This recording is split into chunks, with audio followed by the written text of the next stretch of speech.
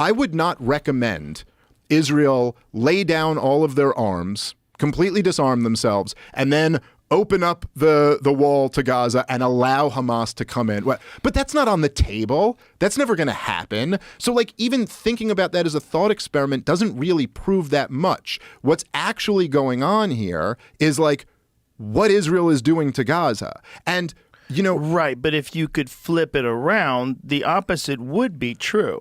Like, if Hamas did lay down all their weapons, and if they did completely give up, you're going to have some Israeli soldiers that do not give a fuck, that still want to shoot them. But for the most part, if there was nothing, if they completely gave up, which is also not going to happen, but if that did happen, you couldn't see a situation where Israel just continues bombing.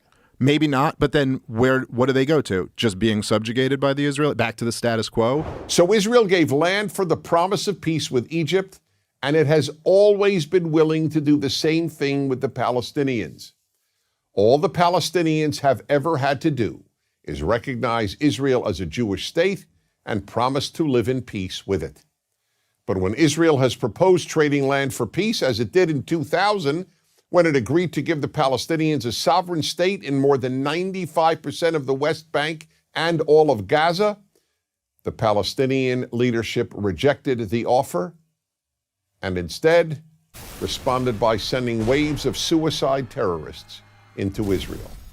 Meanwhile, Palestinian radio, television, and school curricula remain filled with glorification of terrorists, demonization of Jews, and the daily repeated message that Israel should cease to exist.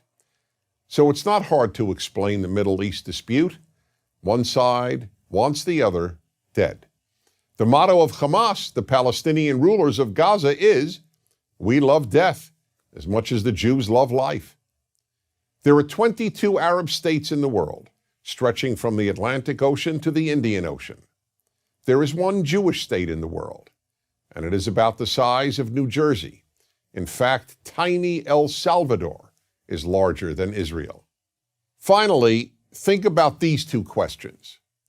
If tomorrow Israel laid down its arms and announced, "We will fight no more," what would happen? And if the Arab countries around Israel laid down their arms and announced, "We will fight no more," what would happen? In the first case, there would be an immediate destruction of the state of Israel and mass murder of its Jewish population. In the second case, there would be peace the next day. As I said at the outset, it is a simple problem to describe. One side wants the other dead. And if it didn't, there would be peace. Please remember this. There has never been a state in the geographic area known as Palestine that was not Jewish. Israel is the third Jewish state to exist in that area.